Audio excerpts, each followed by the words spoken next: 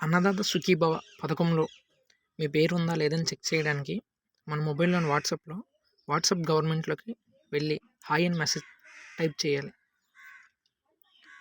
Message type చేసిన తర్వాత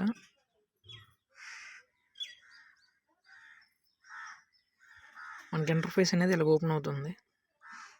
దీంట్లో సేవను ఎంచుకోవాలి.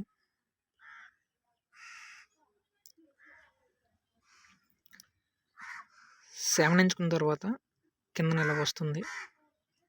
దీంట్లో అన్నదాత సుఖీభవ దానిపై క్లిక్ చేయాలి. క్లిక్ చేసిన తర్వాత స్థితిని తనిఖీ చేయని దాని మీద క్లిక్ చేయాలి. క్లిక్ చేసిన తర్వాత ఖాతాదారు ఎవరైతే ఉన్నారో వాళ్ళ ఆధార్ నెంబర్ని ఇక్కడ ఎంటర్ చేయాలి.